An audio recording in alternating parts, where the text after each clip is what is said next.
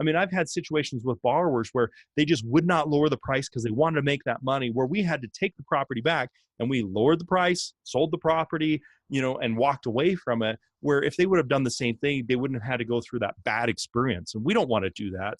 We don't want properties. We want our money back and a return on our money. That's all we want. Hello and welcome to Pillars of Wealth Creation, where we talk about creating financial success with a special focus on business and real estate. I'm your host, Todd Dexheimer. Now, let's get to it. Hey, before we get started, I just want to talk about a few things. First of all, I appreciate everybody listening. So go on to iTunes, Stitcher, wherever you are, and make sure you subscribe to the show. I'd love to have everybody subscribing to the show. Second of all, if you are a listener, if you've heard our show, I'd love to get a rating review from you. So you can go on to iTunes. That's the best place to do it. I know if you might be listening somewhere else, but iTunes is what's going to help us out the most. You can go into iTunes and give us a rating and review. And of course, 5 stars would be what we would appreciate. Give us a rating and review. That's going to really help our show out. So that's what I ask of you as a listener. If you can do that, that'd be fantastic. And then share, of course, share this out on, social media and whatever you want to do to help that would be great. Now, what I want to be able to do for you is I want you to join our Facebook page, and I want to learn about who you are, what you've got going on in business, what's exciting right now, what you're working on and or maybe struggling with, and then what kind of advice, what kind of things should we be talking about on this show to help you accelerate your business, to help you make it to that next level. So go on our Facebook page, Pillars of Wealth Facebook page, and just give us some feedback or give us some feedback about you. I want to know what you've got going on, and I want to know what kind of questions you might have. Maybe I can't answer them. Maybe I can, but we can find somebody as a guest on the show to help us answer those. And then also, if you've got any recommendations of guests too, I'd love to have them on the show as well. With that, I've been doing some coaching as well, and I've been having a lot of fun coaching, and I want to take on a few more clients, not a ton, but a few more clients. And so if you do have interest, or somebody that has interest in getting a coach mentor, I would love to just have a discovery call, see if it's right for you. It might not be, but it could be. And so that's what I'd love to do. And I didn't believe, honestly, in getting a coach until personally I had one and saw the results that have happened with it. And it's, we go through and thinking that we can do everything on our own, but sometimes it just takes that extra push for us to be able to get to that next level. The last thing I want to mention is John Stiles. He's on our show every single week, and he is a licensed real estate agent. So if you are looking in the state of Minnesota, John can help you out. So, if that's the case, make sure you connect with John Stiles if you're looking for real estate, and he can really help you get to that next level as well. Get some investment properties or sell your investment property. Hey, welcome back to Pillars of Wealth Creation. I'm your host, Todd Dexheimer, and with me today I have Ryan Wright. Ryan, how are you doing today? Excellent. Thanks for having me. Yeah, absolutely. I would appreciate you joining us. Ryan, a little bit about him. He's the CEO of DoHardMoney.com. Almost 19 years ago, Ryan started investing in real estate and soon found out that it was difficult to get funding quickly for these properties. And quickly from reputable sources as well. So having come from a real estate investing background, he wanted to provide a way for others to grow their real estate investing business by offering them short-term loans with no money down, no monthly payments. The solution was Do Hard Money, a private hard money company that offers short-term funding for real estate investors. With that said, Ryan, give our listeners a little bit more about your background and then what you got going on today. Yeah, absolutely. Thanks, Todd. I mean, I don't know if I had a choice about getting into real estate or not. The, the reality is, my grandfather, he was an HVAC guy back in Southern California, a long time ago. And Sure. when his crews weren't busy, he bought a house and would fix it up and sell it, or they'd buy a house and move into it and fix it up and sell it a few years later and not pay capital gains. It was just, kind of his little side hustle. From there, you fast forward, my dad was a chiropractor, and he knew the way to wealth. He started making some money, and like, what do I do with this extra cash? And his CPA's like, they don't make any more land. We only have what we have. There's no more land. So, get on it now. And so my dad started buying plexes, and he'd buy one, pay it off, then buy another one, every few years. And so I grew up, fixing them and cleaning them and watching, these real estate transactions happening. And so, as I grew up, I'm like, hey, I know I want to be a business guy, and I know I want to be in real estate. So, I got my license, and, then started buying my own rentals, and then started getting into flipping, and then got into lending, and, the path just goes on and on from there. So really exciting. Cool.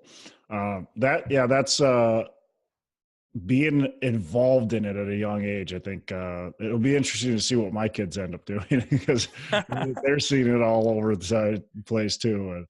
And I guess you could either be really sick of it and not want to, like, nothing to do with it, or the path that you took. So yeah, I mean, we had a house we were flipping this summer, and my wife, she was kind of doing the interior decorating and stuff, and so she took the boys. I've got two boys, took them over there, and they're like, "It's the stinky house, and so they're like, "We don't want to go to the stinky house," and it's like, guys, it doesn't stink anymore. Like, that's I have a saying, well, stinky houses make me smile. So yeah, well, that's absolutely true. I used to flip a lot of houses, and the stinky houses make you smile. You go into Yes, I got one.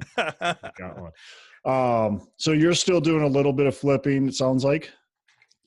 I am. Yeah, a little bit. We'll run into deals or do some deals here and there, but the emphasis of what we do is really providing capital, tools, resources, and software for people to get into the game or scale their business. And doing deals that most people won't do is kind of our specialty. Okay. So with this Do Hard Money,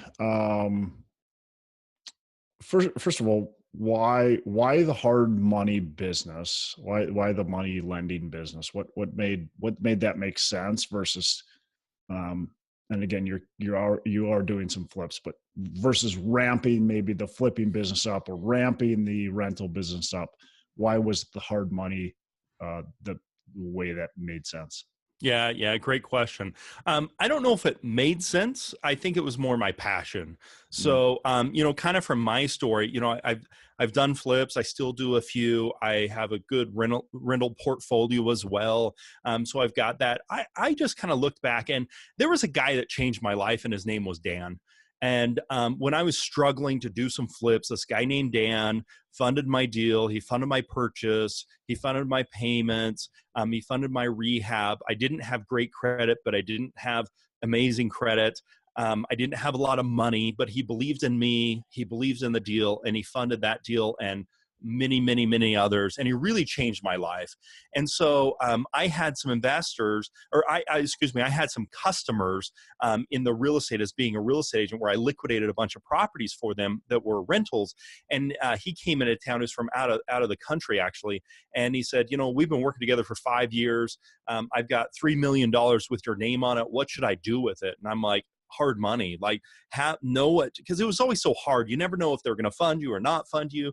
They changed their criterias. One day it was this, one day it was that. You'd find a good deal and nobody would pick it up. And so I just we have to have a standard of what we'll do and what we won't do, and we stick to that.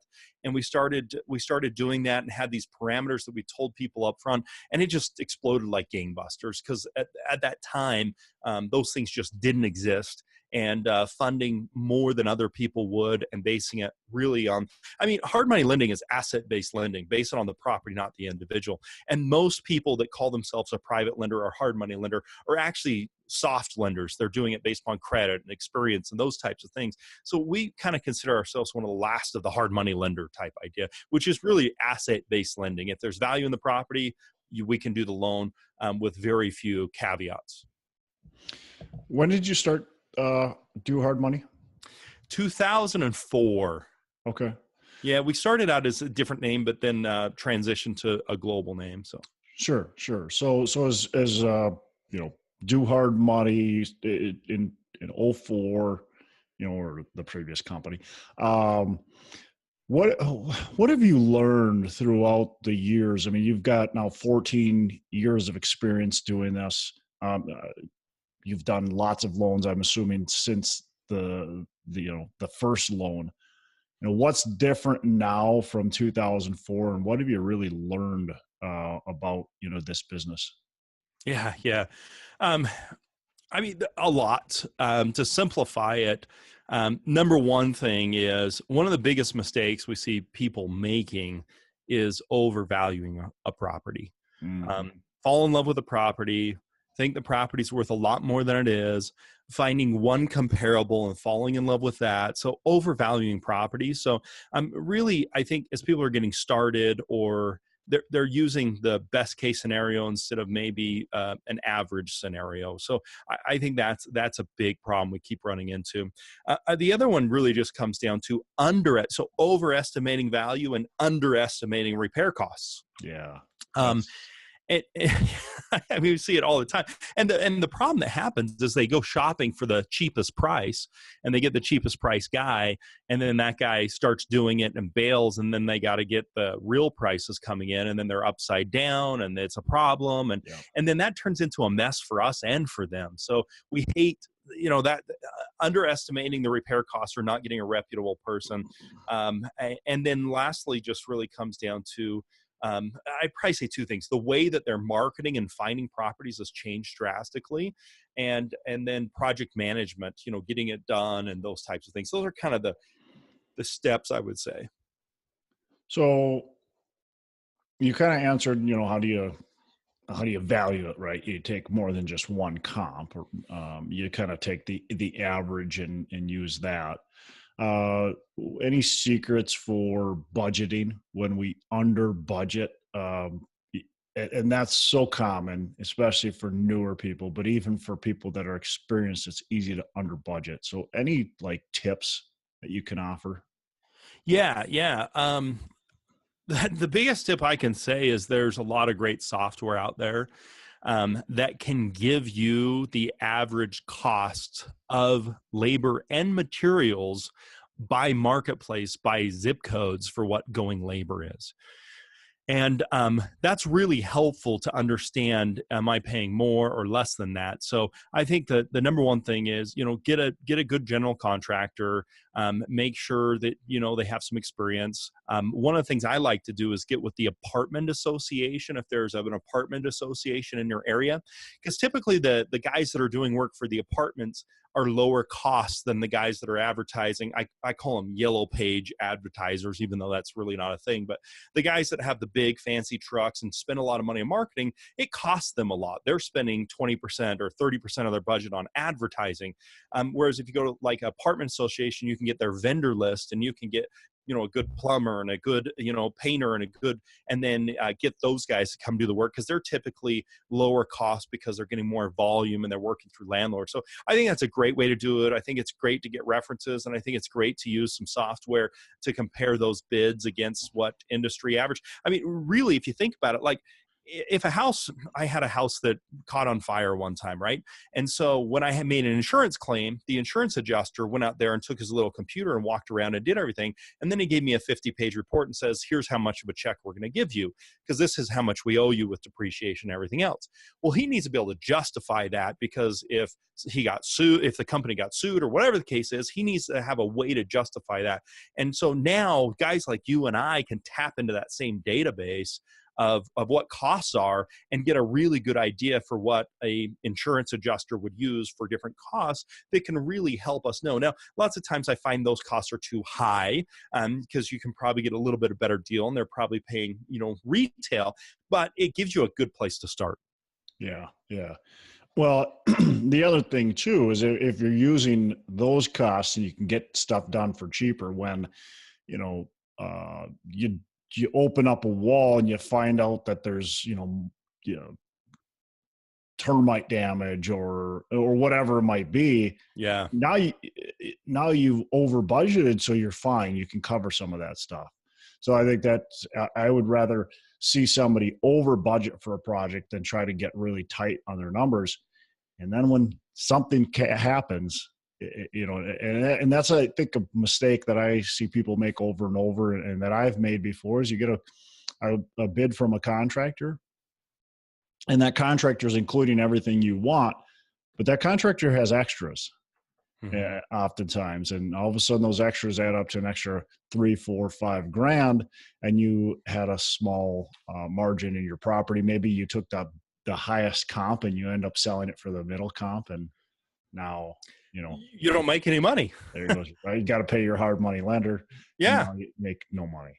Yeah, and I think the catalyst of that is really finding a good enough deal. So, I mean, the better the deal is, the more sins it can cover, especially as you're newer, So it really comes down to, if you're, trying to find properties off the MLS or using the agent, you're going to have a really, really, really rough time finding a deal that's good enough to buy, fix up, resell for a profit.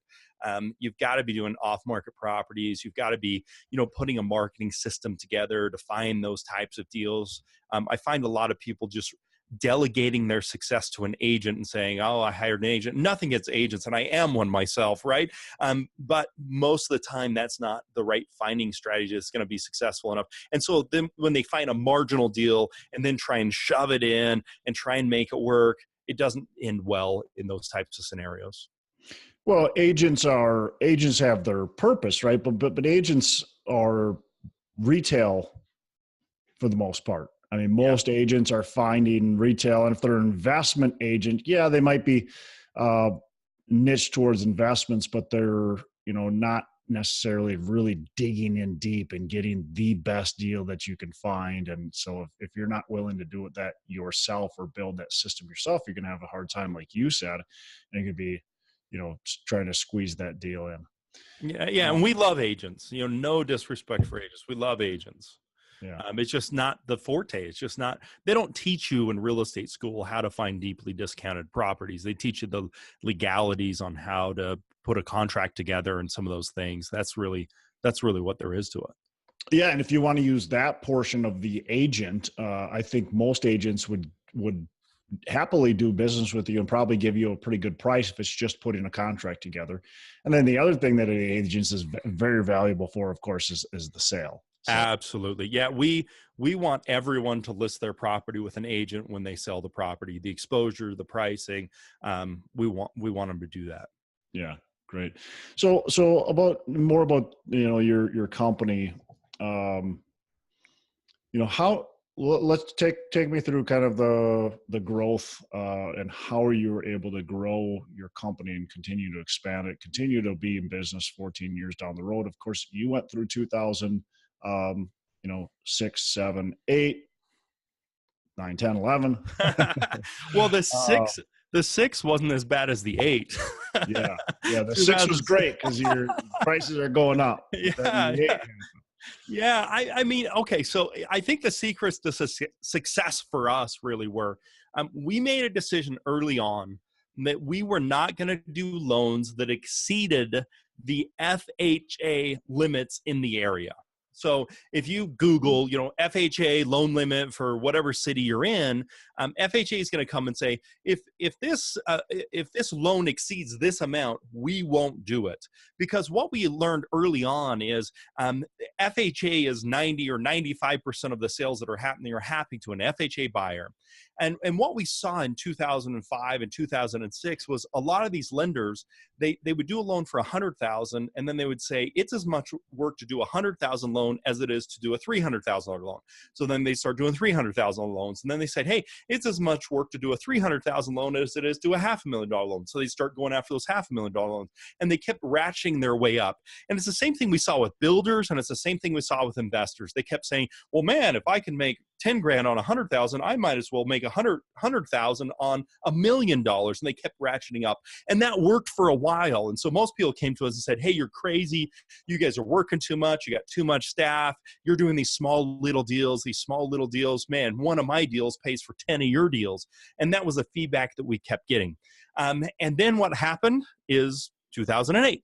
And everything crashed. Well, the interesting thing with that was the smaller loans, the smaller properties that were 100,000 or 150,000, they went from 150,000 to 130,000, right? But the $1 million properties went from $1 million to 400,000. They had a 60% drop. And even now, in a lot of areas, the price has not gotten back up to where it once was. So even now, like in several of our markets, the lower end properties, the 200,000 or 150,000, have exceeded the values from 2008, but the $500,000 or $1 million properties still haven't gotten back to where they were. And that's this whole FHA, blue collar type neighborhood houses. That's why we think those are the best to invest in. And I would really say that's the key to our success in our growth and in our strategy as an organization. It really comes down to that sub FHA. Yeah, that's interesting. I've never heard anybody explain it like that, but it's funny that greed got in a lot of people's ways, right? And greed oftentimes gets in people's ways, and they think that, well, like you said, well, why are you doing these little deals? And we can make, in one deal, we can make more than what you make in 10 deals. And so they got greedy, and that's what they focused on. And you're sitting back focusing on these smaller deals. And I'm sure maybe you got some deals that came back to you and you lost some money and whatever, but, they got clobbered. Yeah. We're the same way in our market as you just explained. The $100,000, $200,000, $300,000 houses are all back and above where they were in 2007, 2006.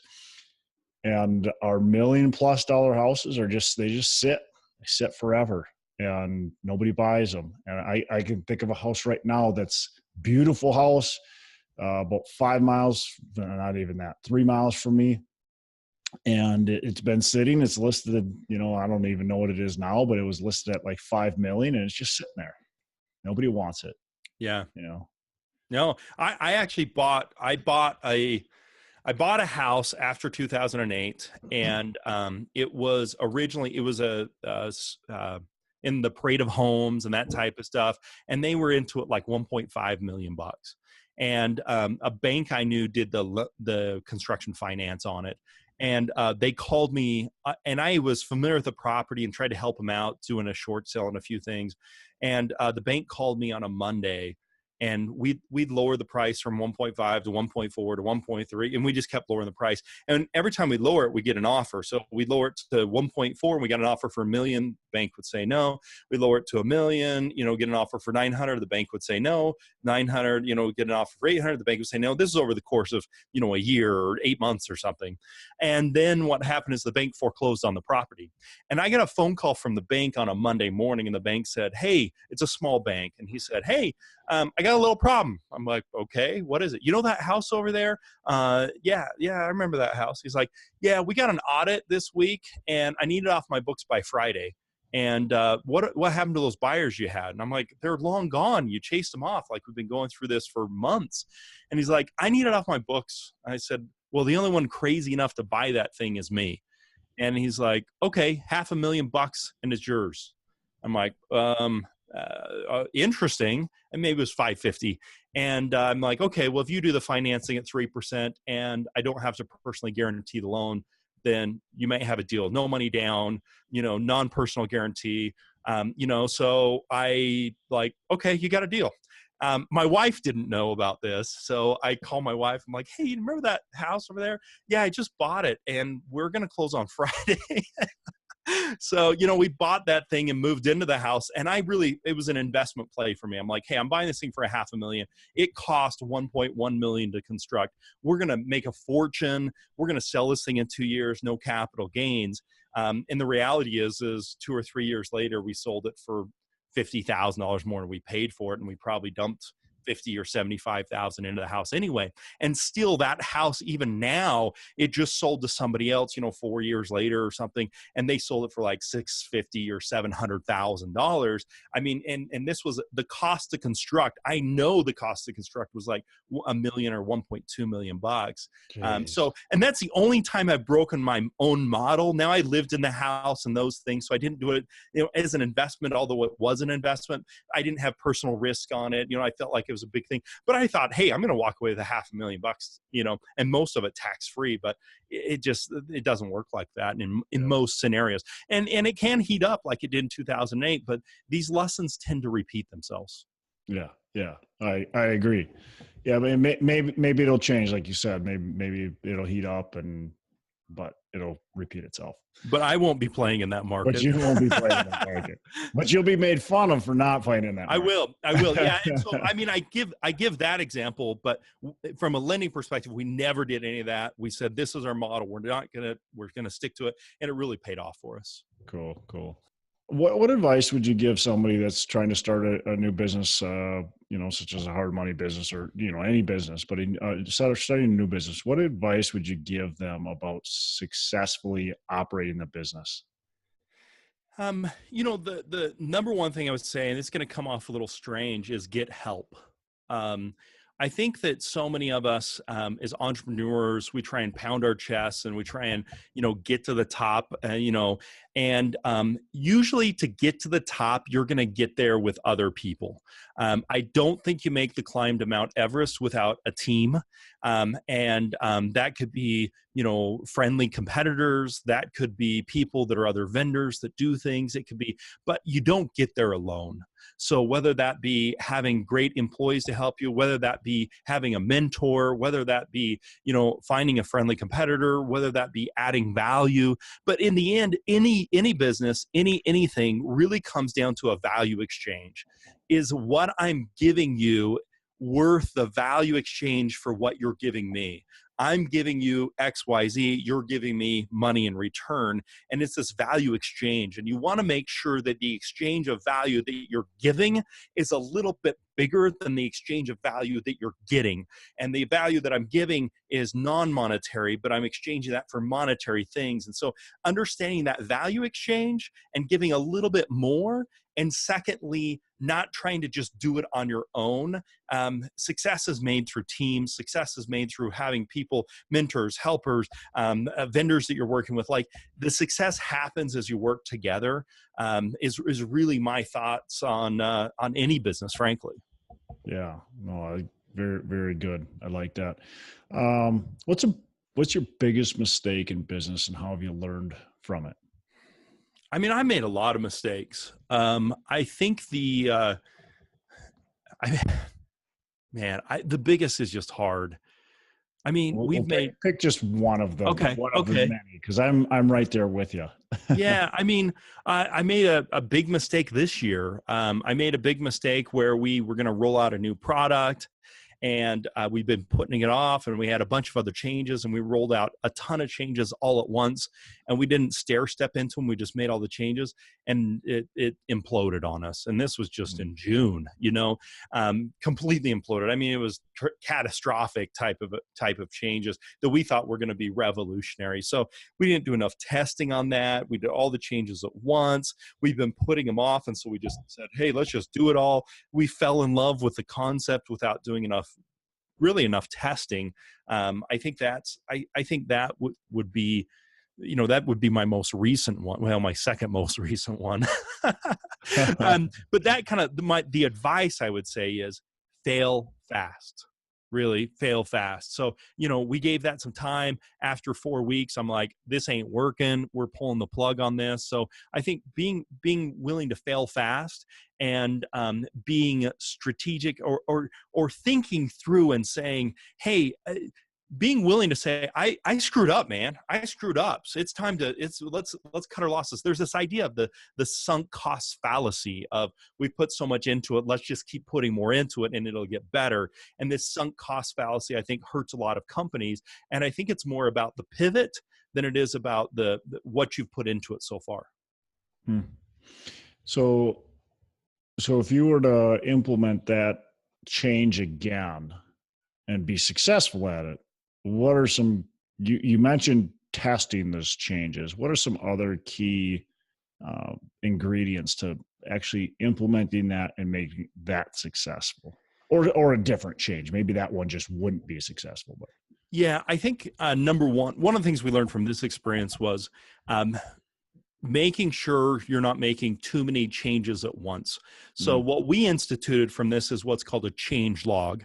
So every single morning in our executive meeting, we go through and say, what changes have we made? And we make a log of the changes that we've made by date. Because usually what happens is you make a change, and then a couple weeks later or a month later, it's like, what the crap happened, last month? And you don't know what happened. And so we instituted this change log so we can be like, man, something changed a couple months ago. What was it? We go back to the change log, and it's just a Google sheet where we just put the change, the date, who it affected. And it's not a novel. It's just, oh man, we changed marketing. We went from this to this back then. Okay. So a change log, I think, is really beneficial for the discipline. Testing, I think, is really beneficial for us in making sure we actually have some tests to make sure that we're getting that. And then, lastly, getting more information from the customer, speaking more to the customer and understanding what the customer's expectations, needs, and desires are, become a bigger part of that process, rather than just thinking better. I like that. What are your goals as a company moving forward? We're going to see about a 23% growth this next year is what we're projecting. And we grew probably just shy of that, probably 20%, I think, is where we'll end up this year. So, we're growing like crazy. Our kind of thing is we kind of champion the idea of giving opportunity to people that don't have it. And it's a difficult industry. It's a difficult space to be in, giving opportunity to people that otherwise wouldn't be called qualified borrowers to most lenders. And so there's a lot of training. There's a lot of, making sure we're on the same page. There's a lot of things. There's trying to meet unmet expectations, or, where they're thinking one thing and we're thinking another. So, it's really about communication. So, we're looking to grow. What we really get excited about is helping people get into the real estate business, helping people. I want to be your Dan is what I say to people all the time. Like, I want to be your Dan because Dan was the guy that gave me that first loan, and I want to be your Dan. And I know that comes with struggles and trials, and just like that, I have other buddies that come from the mortgage background and they're lending, and it's like, hey, work with a better quality borrower, and you have less problems. But I really get jacked up and excited about seeing a 18-year-old girl do her first fix and flip, and she makes $30,000, and it's the first deal she's ever done, and she just graduated from high school a few months ago. It's like that gets me jacked and excited. And so that's part of the passion. So we're really doing more with that, and trying to have more of those stories come to fruition. So obviously real estate market cycle, right? We all know that. You experienced it firsthand. So what are you doing right now, other than the kind of the FHA criteria that you talked about? Anything else that you're doing to help prepare you for the next cycle, whenever that happens and however it happens? Kind of just to protect you and make sure your company continues to grow. Yeah. Great question. I mean, the nice thing, I was just on a panel just this last week, up on the stage, and what the state of the real estate market and what's going to happen and what's going on. I mean, it's a hot topic right now. Yeah. When's the crash going to come? What's the crash going to look like? For us, first and foremost is that FHA, stay sub FHA, that's first and foremost. Second thing for us, we do short-term loans. And so for us, we're able to adjust the cost basis. So if markets are going down, if I do a loan for 6-8 months, and then they pay off, I can get into another loan. So if markets are going down, I just get into a lower loan and a lower loan. If markets are going up, I'm trying to get behind the curve as it's raising. So having a short-term loan and not getting locked into something is a big thing for us. The other thing, we structure our deals uniquely, which gives us and the borrower a lot of ways to get that deal taken care of if we run into a problem, not having to necessarily go through a lengthy foreclosure process, by using an LLC and some unique things there that helps both of us out. So we've done some things there. I would say the most is do short-term loans, stay sub FHA, do good business, and have multiple exit strategies. If a deal goes bad for us, which we'll do everything to help it not. I mean, we have a project manager that helps the borrower make sure that general contractor's prices are in line before we'll even fund it. After we fund a deal, that project manager is working with them every single week, go into the property. We go to the property and help them. And if they have a problem, we help them sort through it. So we have experts that, hey, we ran into a problem. They can help them say, well, here's what I would do, and let's do this, and let's, restructure this. So we'll help them. We have a servicing department. They're talking to them every week as well. And then we're talking to them every 2 weeks. We're making sure they're pricing it right. Like, we're here to help it be successful. But if it's not successful, we want to get out of it and get into something better as quickly as possible. So I think managing the process, having the right processes in place, being the sub FHA, and then knowing, if you get into a bad deal, the best thing you can do is get out of it as quick as possible. This sunk cost fallacy of like, I'll just hold on to this. I mean, I've had situations with borrowers where they just would not lower the price because they wanted to make that money, where we had to take the property back and we lowered the price, sold the property, and walked away from it, where if they would have done the same thing, they wouldn't have had to go through that bad experience. And we don't want to do that. We don't want properties. We want our money back and a return on our money. That's all we want. But we have to get that, whatever that means. So not having that sunk cost fallacy. Fail fast. Yeah, there you go. A couple more questions before we wrap up. What's a favorite book that you can recommend to our listeners? This is a life-changing book. I mean, Atlas Shrugged. Have you read it, Todd?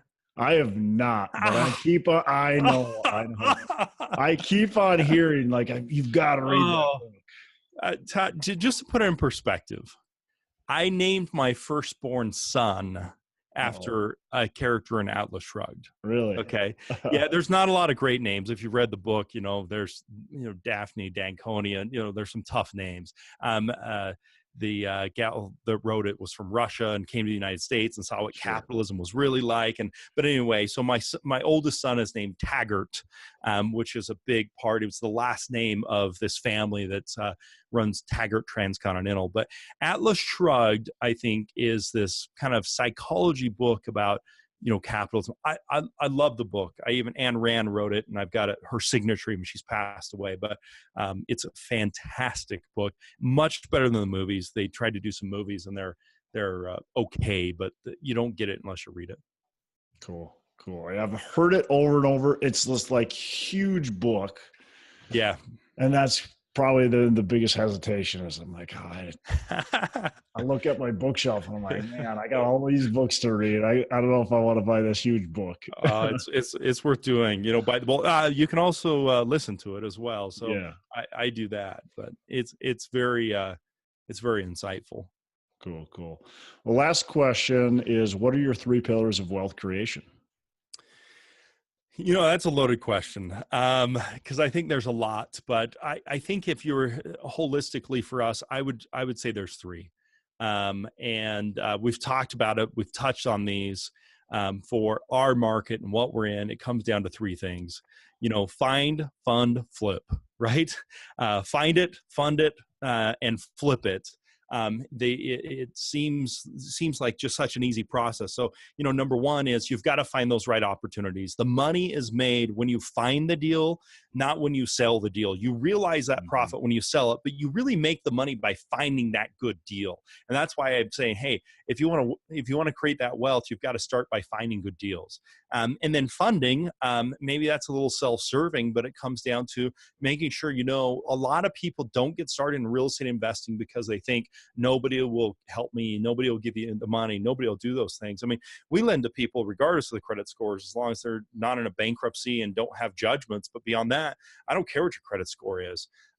So getting the funding or getting somebody that can help you, us, a friend, a neighbor, I don't care who it is, but the funding is an element. And then flipping it, doing the things necessary to get the construction done, doing the things necessary to get that property resold. When it really comes down to it, find, fund, flip.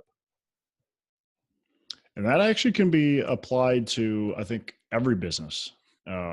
Obviously in a slightly different thing, but you need to find the opportunity to be able to sell your product. You need to have good funding, good, strong backing. And then, everybody's, I think, goal is to eventually either sell their business or, flip it to their heirs or whatever that is. But I think that you can apply that to probably every single business. Well, and I appreciate you bringing that up, because if you really think about it, whether we're making widgets or we're doing houses, the principles, like you say, are just completely the same.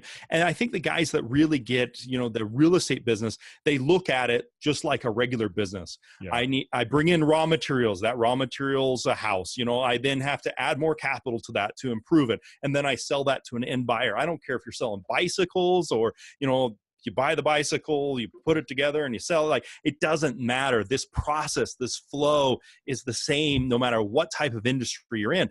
I just happen to be doing houses. Somebody else could be selling a commodity or a service, or it doesn't matter. But these principles, I was at a dental seminar where I spoke at for alternative investment. It's the same process for them. They got to bring people in. They got to drill and fill. They got to, have good customer service, and they've got to get paid for that. It's like these things are universal. Yeah. No, and I couldn't agree more. And actually, that's like the main idea behind this podcast is I kept on hearing or getting the same question over and over from people is, how do you do what you did, and blah, blah, blah. And a lot of people just focus on the real estate itself, and they focus on that transaction. They're so transactional that they don't focus on growing the business, and that real estate's truly a business. And if you want to be successful in it, you might do one flip or one real estate deal and it turns out great, right? That's fine. But that's just a chance that it happens. Yeah. If you want to be really successful in the long run, you've got to run it like a business. And that's why I wanted to do this podcast. It's like, look, how do we do this? How do we make it successful over and over and over again, so it's not just a one-time deal? Yeah. And occasionally, we have a saying around here, occasionally a blind squirrel will find a nut. Right. It happens occasionally, and we kind of glorify that, like, oh, well, this guy didn't. But when you set up the principles right and you do things correctly and you set up like a business and look at it like a business, you got to start somewhere. But as you look to scale that, it doesn't matter what industry you're in. Yeah, I agree. Well, awesome, Ryan. Appreciate you joining us on the show. How can our listeners get in touch with you, learn more about what you got going on? Yeah, absolutely. So I've written several books. One of them is How to Get More Money You Can Ever Handle, a real estate investor's guide to funding deals. You can get it on Amazon, Barnes & Noble. It's $20, I think. But if you want a digital copy, you're welcome to just download one for free for all your listeners. Just go to dohardmoney.com /pillars, PILLARS. So /pillars, and you can download that book absolutely for free and read that. And I think it can help you in some of the things that you're trying to do. Yeah, that's really valuable. I hope that all the listeners take advantage of that. I mean, how to get more money than what you can handle. I think you said that's what it's called. More money you can ever handle, a real estate investor's guide to funding deals. I mean, one of the key principles is obviously making sure you're funding, find, fund, flip. So one of the key principles is making sure you find the funding that's going to help you really be successful in your business. So awesome. We'll put that link in the show notes so everybody can click on that, and dohardmoney.com /pillars. So everybody can click on it. Well, that's it, Ryan. I appreciate you joining us on the show. Appreciate all the value, the insight that you're able to provide us. I really appreciate being here. Thanks for the time, Todd. Yeah. Have a fantastic rest of the day. Will do. Hey, special thanks to Ryan Wright for joining us on the show. I appreciate him spending time with us and giving us a ton of value on this show. The three pillars for Ryan. First of all, he says to find opportunities, and then you have to fund them and find the money, whether it's your own money or, using someone like Ryan to help you get the money. And then the last thing is flip, which is executing your business plan. So a ton of good information from Ryan. There's so much more on this show that he was able to provide. So special thanks to him. And you can reach out to him at dohardmoney.com. And we're going to put that on the show notes as well. For us, you can go to Pillars of Wealth Creation or Pillars of Wealth on Facebook. And, let us know what you've got going on. Let us know what kind of questions you have, what you want us to talk about on the show.